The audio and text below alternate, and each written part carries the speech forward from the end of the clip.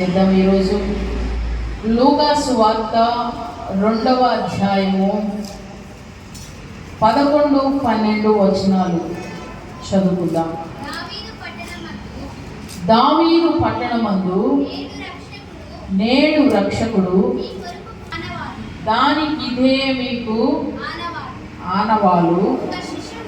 ఒక శిశువు పొత్తి గుడ్డలతో చుట్టబడి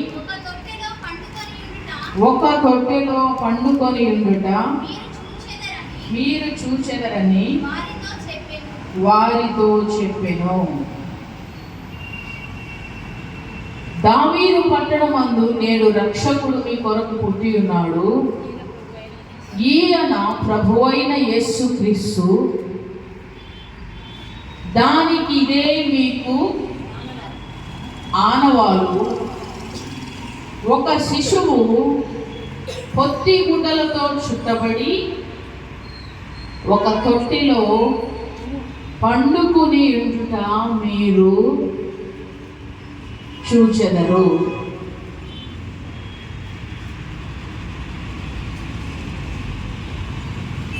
దావీదు పట్టణమందు రక్షకుడు జన్మించినాడు. దావీదు పట్టణమందు రక్షకుడు జన్మించినాడు. ఆయన ప్రభు అయిన యేసుక్రీస్తు. ప్రభు అయిన యేసుక్రీస్తు. దానికి ఒక ఆనవాలు మనకి ఇక్కడ చూపిస్తూ ఉన్నాడు. ఏమిటా ఆనవాలు అంటే, ఆయన పశువుల తొట్టెలో పరుండబెట్టబడి పొత్తి గుడ్డలతో చుట్టబడి ఒక తొట్టిలో పండుకొని ఉండుట మీరు చూచెదరు. అదే 2వ అధ్యాయం 7వ వచనాన్ని మనం చూస్తే, వారికి స్థలము లేనందున ఆయనను పశువుల తొట్టెలో పరుండబెట్టెను అనే మాటను మనం అక్కడ చూస్తున్నాం. పుట్టినవాడు ఎవరు? రక్షకుడు. పుట్టినవారెవరు? లోకరక్షకుడు. పుట్టినవాడెవరో తెలుసా? ఆకాశ మహాకాశములు సైతం పట్టజాలని వాడు. ఆకాశ మహాకాశములు ఆయనను నోరు తెరవాలి, పట్టజాలవు. ఆయన ఎంత ఉన్నతమైన దేవుడు అంటే, ఎంత ఆశ్చర్యకరుడైన దేవుడు, ఎంత మహిమ కలిగిన దేవుడు, తేజో నివాసులతో కూడా ఉండేటువంటి దేవుడు, ఆకాశ మహాకాశములు పట్టజాలని దేవుడు ఈ లోకములో జన్మించాడు. రక్షకుడుగా జన్మించినప్పుడు మనకు కనబడే ఆనవాలు ఏమిటంటే, పశువుల తొట్టెలో ఆయన రుండబెట్టబడ్డాడు. పొత్తి గుడ్డలతో ఆయన చుట్టబడ్డాడు. ఎప్పుడైనా ఆలోచించారా? ఆకాశ మహాకాశములు పట్టజాలని దేవుడు ఎక్కడ పరుండబెట్టబడ్డాడు? ఎక్కడ? పశువుల తొట్టెలు. ఏ వస్త్రముతో ఆయన చుట్టబడ్డాడు? పొత్తి గుడ్డలు. మూల భాషలోనికి వెళితే చనిపోయిన వానికి చుట్టబడే వస్త్రం. చనిపోయిన వానికి చుట్టబడే వస్త్రముతో ఆయన చుట్టబడ్డాడు. పశువుల తొట్టెలో పరుండబెట్టబడ్డాడు. ఎవరు ఈయన అంటే, నిన్ను నన్ను రక్షించడానికి వచ్చిన లోక రక్షకుడు. దానికి ఇదే మీకు ఆనవాలు. ఒక ఆనవాలును ఇక్కడ మనకు దేవుడు చూపిస్తున్నాడు. ఒక ఆనవాలు మనకు తెలియజేస్తున్నాడు. ఈరోజు క్రిస్మస్ అంటే ఆనవాలు ఏంటి? క్రిస్మస్ అంటే ఆనవాలు ఏమిటి? క్రిస్మస్ అంటే భోజనం, క్రిస్మస్ అంటే సందడి, క్రిస్మస్ అంటే కేక్స్, క్రిస్మస్ అంటే డెకరేషన్, క్రిస్మస్ అంటే వస్త్రాలు, క్రిస్మస్ అంటే ఆనవాలు ఏం చూపిస్తున్నాం అనంటే ఇవన్నీ చూపిస్తున్నాం. కానీ ఆనాటి క్రిస్మస్కి ఆనవాలు ఏమిటి తెలుసా? ఆకాశ మహాకాశంలో పట్టజాలని దేవుడు పశువుల తొట్టెలో పరుండబెట్టబడి ఉండుట ఒక ఆనవాలు. పొత్తి గుడ్డలతో ఆయన చుట్టబడి ఉన్నాడు. ఆయన ఎటువంటి వాడో మీకు చూపిస్తాను చూడండి. లూకాసు వార్త, ఫిలిప్పీలకు రాసిన పత్రిక 2వ అధ్యాయము 6వ వచనాన్ని చదవండి. ఆయన దేవుని స్వరూపము కలిగిన వాడై ఉండి దేవునితో సమానముగా ఉండుట విడిచిపెట్టకూడని భాగ్యమని ఎంచుకొనలేదు గాని మనుషుల పోలికగా పుట్టి దాసుని స్వరూపమును ధరించుకొని తన్ను తానే రిక్తునిగా చేసుకొనెను.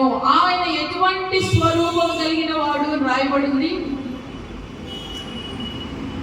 ఎటువంటి స్వరూపం కలిగిన వాడు? దేవుని స్వరూపం కలిగిన, దేవునితో సమానముగా. ఆయన లెవెల్ ఎంత? దేవునితో సమానం, సమాన స్థాయి కలిగిన దేవుడు. వినాలి చాలా జాగ్రత్త. ఇటువంటి సందేశం మీరు ఎక్కడ వినరు. యేసు నేడు పుట్టాను, హల్లెలూయా. ఆయన పుట్టిన ఎప్పుడో, యేసు ఎప్పుడో పుట్టెను. కానీ ఉన్నటువంటి బాధ ఏమిటంటే ఇంకా చెప్పేవాళ్ళు పుట్టలేదు. అది సమస్య.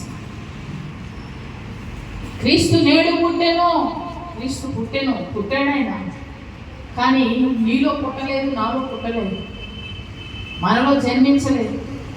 ఆయన పుడితేనే క్రిస్మస్, ఆయన పుడితేనే క్రిస్మస్. ఆయన మనలో జన్మించినప్పుడు అది నిజమైన క్రిస్మస్ కాదు. అది క్రిస్మస్ పండుగ అనే ఆర్భాటం పేరుతో మరొకరు ఆనందించడమే కానీ సంతోషకరమైన క్రిస్మస్ కానే కాదు. ఇక్కడ మనం చూస్తున్నాం దేవునితో సమానముగా ఉండేట, దేవునితో సమానముగా ఉండేట. ఆ స్థాయిని విడిచి సమానముగా ఉండే స్థాయిని విడిచి దేవుని స్వరూపం కలిగిన వాడు ఈ రోజున నా రక్షణ కొరకు పశువుల తొట్టెల్లో పరుండ చనిపోయిన వానికి చుట్టబడే వస్త్రముతో కప్పబడ్డాడు. ఆయన వస్త్రం ఎలాంటిదో తెలుసా మీకు? వెలుగునే వస్త్రముగా ధరించుకున్నవాడు. ఆయన వస్త్రం పేరేమిటి? వెలుగునే వస్త్రముగా ధరించుకున్నాడు. వెలుగే ఆయన వస్త్రం. వెలుగునే వస్త్రముగా ధరించుకున్నవాడు ఈ రోజు మనకు ఒక ఆనవాలు కనబడుతుంది. పొత్తి గుడ్డలతో ఆయన చుట్టబడ్డాడు. దేవునితో సమానముగా ఉండేటువంటి స్థాయిని విడిచి, సమానముగా ఉండే స్థాయిని విడిచి ఈ లోకంలో ఒక శిశువుగా ఎక్కడా కూడా ఆయనకు స్థలము దొరకకపోతే, ఆయన జన్మించడానికి ఎక్కడా కూడా స్థలము దొరకకపోతే, ఆయన సత్రములో కూడా ఆయనకు స్థలము లేదు. సత్రములో కూడా ఆయనకు స్థలం లేదు. ఆకాశ పక్షులకు గూళ్ళు ఉన్నాయి, కానీ మనుష్య కుమారుడు తలవాల్చుకొనుటకు స్థలం. నక్కలకు బొరియలున్నాయి, పక్షులు, ఎగిరే పక్షులు కూడా గూళ్ళు ఉన్నాయి. కానీ ఆయన జన్మించడానికి స్థలం మాత్రం లేదు. ఎప్పుడైనా ఆలోచించావా? దేవాది దేవుడు, మహోన్నతుడైన దేవుడు, గొప్ప దేవుడు, ఉన్నతమైన దేవుడు అని చెప్పబడే ఆ దేవుడు ఈరోజు ఒక పశువుల తొట్టిలో పండుకుని ఉండుట, పొత్తి గుడ్డలతో చుట్టబడి ఉండుట. ఆయన సింహాసనం ఎటువంటిదో చూడండి. ప్రకటన గ్రంథము 4వ అధ్యాయం 2వ వచనం చదవండి. ఆయన సింహాసనం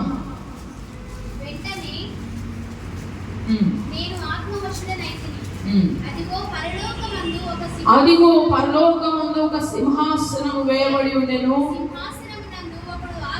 ఒకడు ఆసీనుడై ఉండెను. ఆసీనుడైన వాడు దృష్టికి సూర్యకాంత పద్మరాగములను పోలినవాడు, మరకతము వలె ప్రకాశించు ఇంద్రధనస్సు సింహాసనం ఆవరించి ఉండెను. సింహాసనం చుట్టూ 24 సింహాసనములు ఉండెను. ఆ సింహాసనములందు 24 పెద్దలు తెల్లని వస్త్రములు ధరించుకుని తమ తలల మీద సువర్ణ కిరీటములు పెట్టుకున్న వారై కూర్చుండిరి. ఆ సింహాసనములో నుండి మెరుపులను, ధ్వనులను, ఉరుములను బయలుదేరుచున్నవి. మరియు ఆ సింహాసనము ఎదుట 7 దీపములు ప్రజ్వలించున్నవి. మరియు అవి 7 ఆత్మలు ఆ సింహాసనం ఎదుట.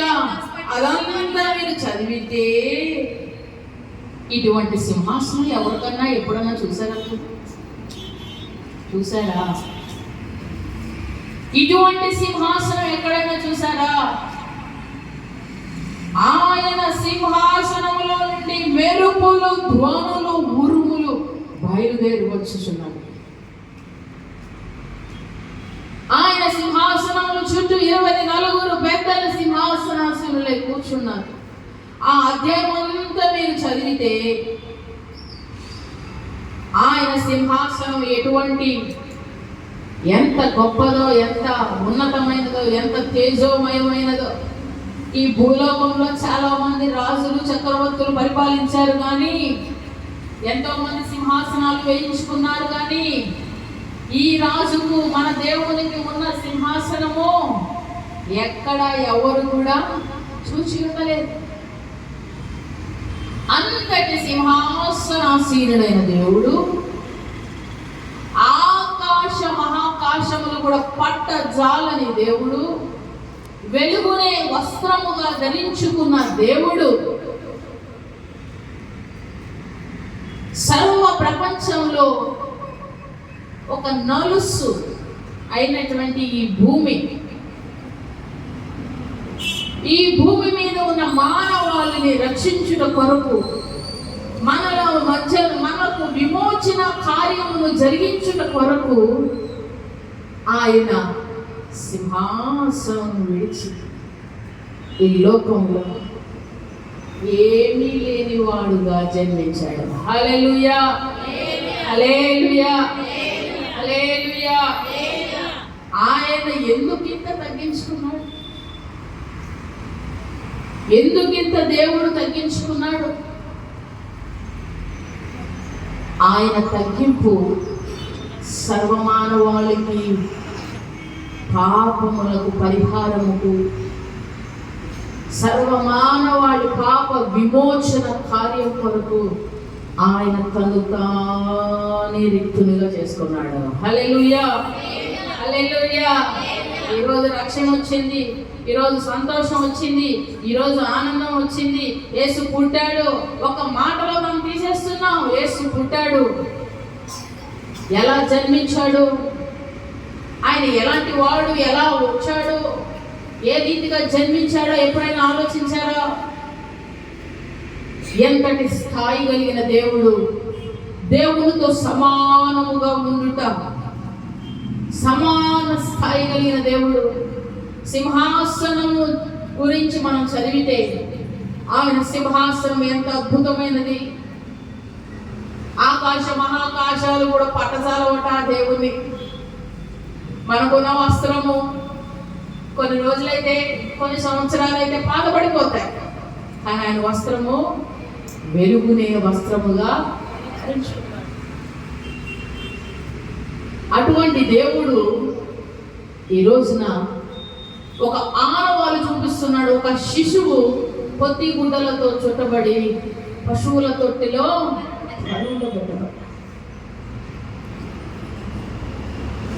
దేవుని నమ్మిన నీ జీవితంలో, దేవుని వెంబడిస్తున్న నీ జీవితంలో, దేవునితో సేవిస్తూ దేవుని ఆరాధిస్తున్న నీ జీవితంలో నీవు ఒక ఆనవాలు ఏనాడైనా చూపించావా?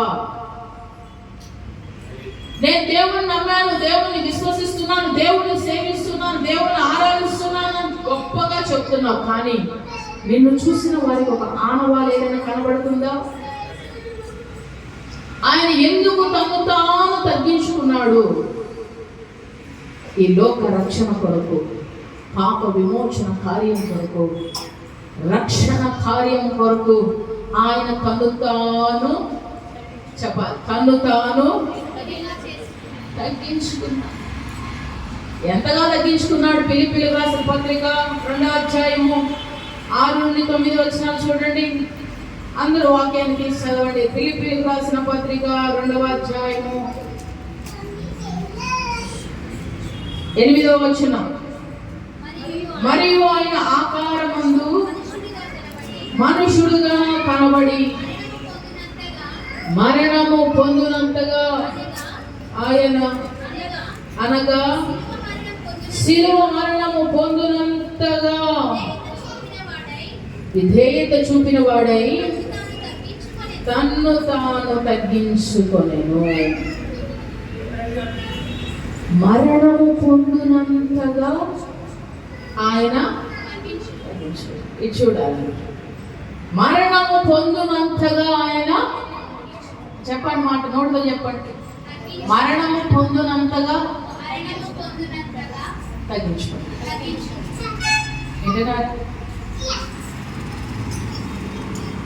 ఆయన తగ్గింపు మరణము పొందినంతగా తగ్గించుకోండి.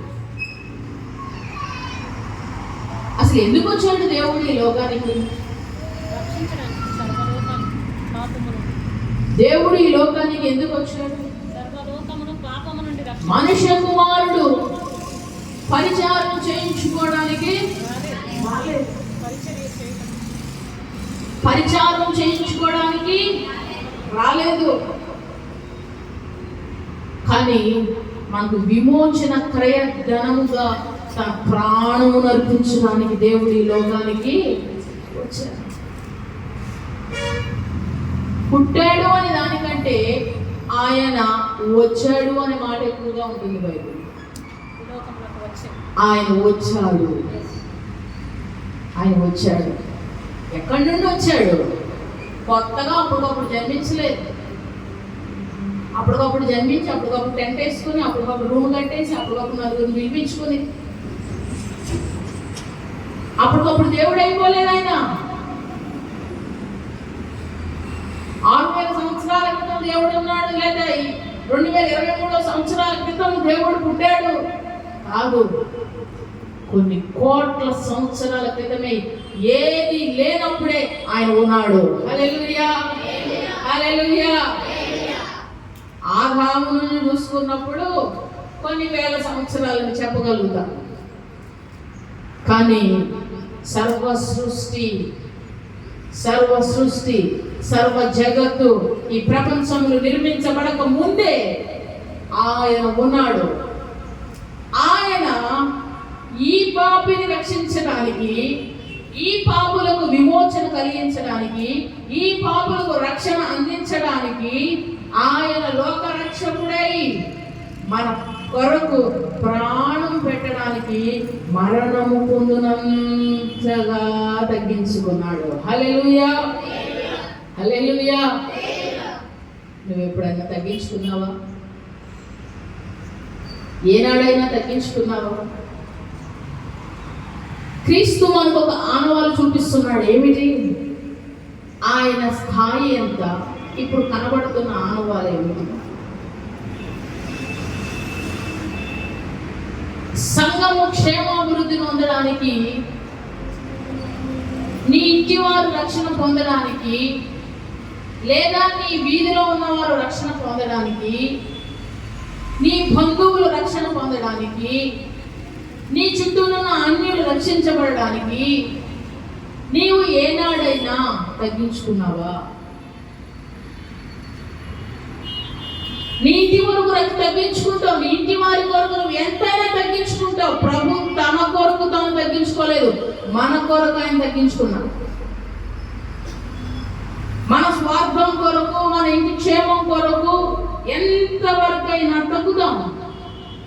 ఇతరుల కొరకు, ఇతరుల రక్షణ కొరకు, ఇతరులు ప్రభువులోనికి నడిపించేదానికి, ఇతరులు దేవుని వైపు త్రిప్పబడేదానికి, నీ చుట్టూ ఉన్న వారు మారు మనసు పొందడానికి ప్రభువును నీలో ఒక ఆనవాలు వారు చూచేటట్టుగా ఏనాడైనా నీవు తగ్గగలిగావా?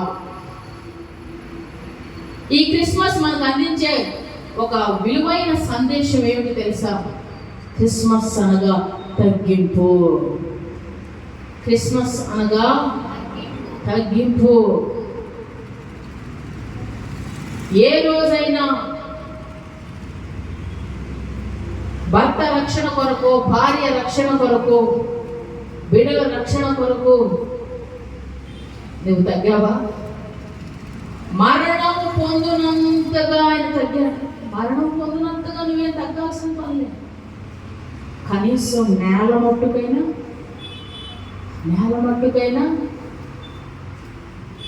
ఈరోజు చాలా మంది తగ్గేదేలే. ఏమంటారు?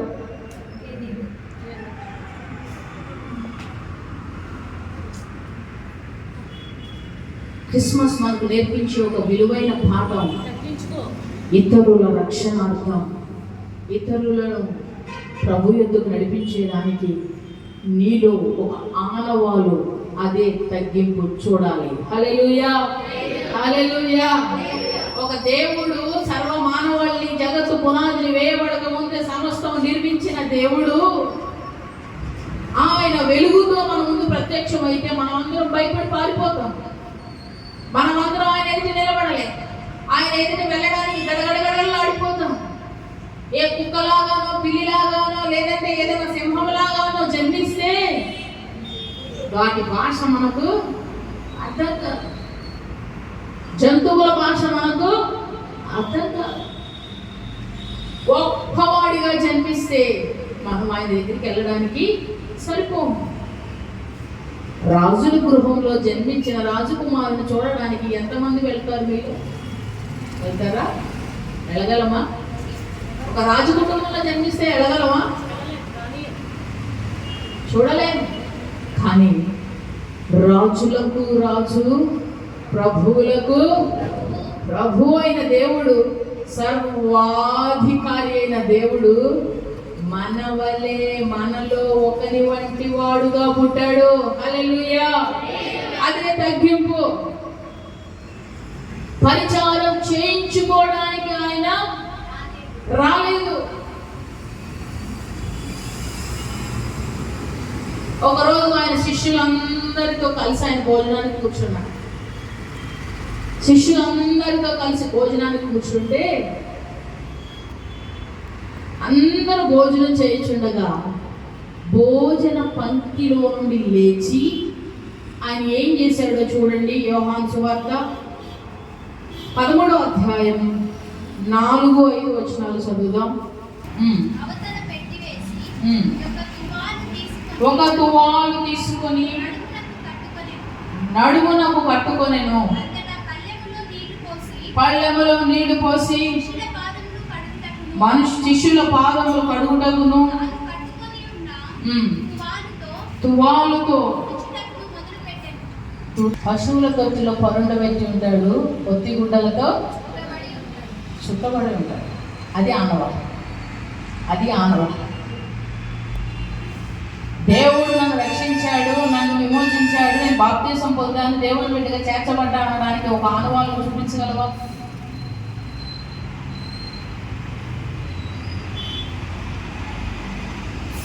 ఒక ఆనవాళ్ళు చూపించగలరా?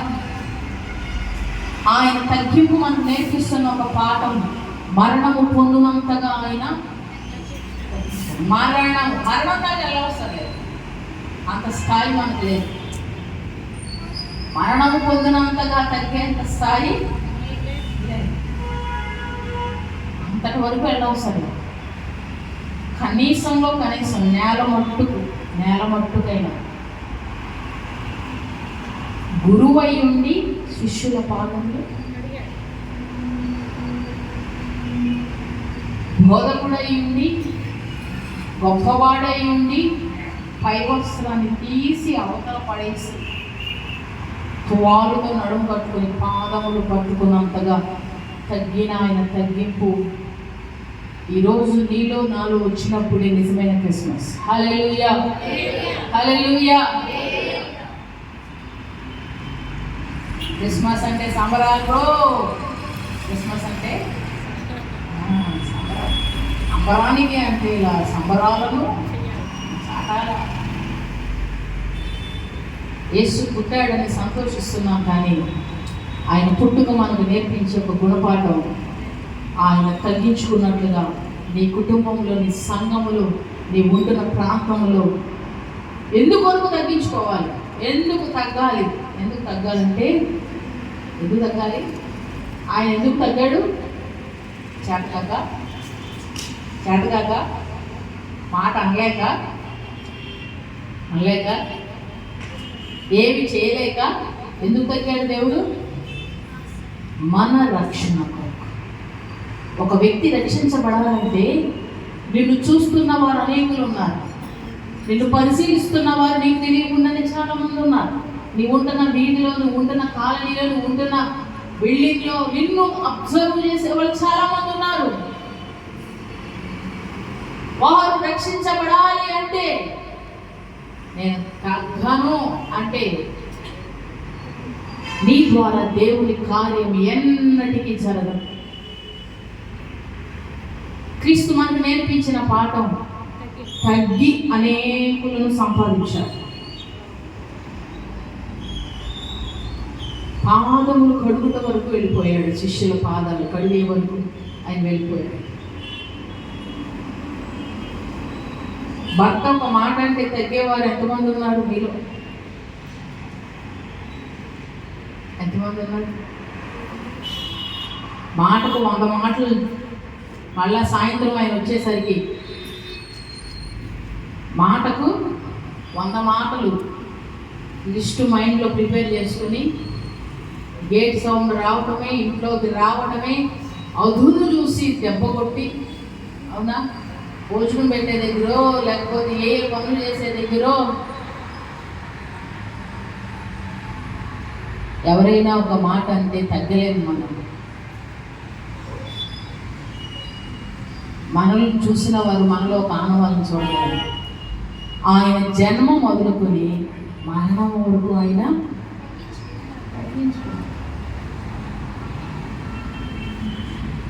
ఏ దేవుడు నమ్మకున్నారో వీళ్ళకి ముట్టిపోగరు మామూలుగా ఉండదు. నీ గర్వం చూస్తేనేమో గొల్లియాలు తలగాయ అంత ఉంటుంది, మన అహంభావం ఏమో ఆకాశం అంతా. అవునా? ఇంకెట్లా రక్షించబడతాడు? మనల్ని రక్షించడం కొరకు ఆయన వచ్చాడు. నువ్వు కూడా వచ్చావు నీ కాలనీకి. ఎందుకు తెలుసా? ఆ వీధిలో వారిని రక్షించడానికి. హల్లెలూయా, హల్లెలూయా. మాటలతో కాదు, దేవుని రాజ్యము శక్తితో, క్రియలతో ఉన్నది. మాటలు అందరూ చెప్తారు. ఈరోజు నువ్వు ఒక బైబిల్ తీసుకుని ఒక అన్యుడికి ఇస్తే చదివి చెప్పమంటే అందరూ చెప్తారు. మనకన్నా ఎక్సలెంట్గా చెప్తారు వాళ్ళు దేవుని వాక్యాన్ని. చదివి చెప్పమంటే అందరూ చెప్తారు. మాటలు కాదు, క్రియలు. మీ క్రియలు తగ్గించుకుంటే ఇంకా తొక్కేస్తారేమో మనల్ని. అవునా? ఈ సందేహం తగ్గించుకుంటే ఇంకా ఇంకా తొక్కేస్తారు. ఎంత తగ్గాడో అంత పరిణామం ఆయనదైన. హల్లెలూయా, హల్లెలూయా. ఒక బంతిని, ఒక బాల్ తీసుకుని నేలకు ఎంత గట్టిగా కొడతామో, అవునా, ఆ అమ్మో నన్ను తగ్గించేస్తున్నారంటే బాల్ని సింపుల్గా ఇట్లా వేసామనుకో ఎదుగుతుందా పైకి? ఒక బాల్ ఆకాశము ఎంత ఎత్తుకు వెళ్ళాలో అంత ఎత్తుకు వెళుతుందంటే కారణం ఏంటి తెలుసా? అది ఎంత తగ్గాలో అంత తగ్గింది. తగ్గితే ఇంకా తగ్గించబడతాం అనుకుంటున్నావా? నో, నీ పేరు సర్వలోకంలో చాటింపు వేయబడుతుంది. నీ తగ్గింపు ఆయన మహిమతో, ఆయన మహిమ సింహాసనం దగ్గర నీ పేరు అంతటా మారుమోగుతుంది. నువ్వు తగ్గించుకుంటే దేవుడిని ఎందుకు విడిచిపెడతాడు? ఆయన తగ్గాడు. అన్ని నామముల కంటే పైనామము ఆయనది. తగ్గించుకుంటే మనుషులు ఎన్నో అనుకుంటారు, చేతగానే దిక్కులేనుకుంటూ ఉంటారు. దిక్కులేని మీ దేవుడు దేవుడు అంటారు, పశువుల తొట్టులు పడుకోబెట్టారు. దేవుడు దేవుడు అంటారు. కొంతమంది డౌట్లు వస్తాయి, సిలువ ఎందుకు వేసుకున్నాడు మీ దేవుడు?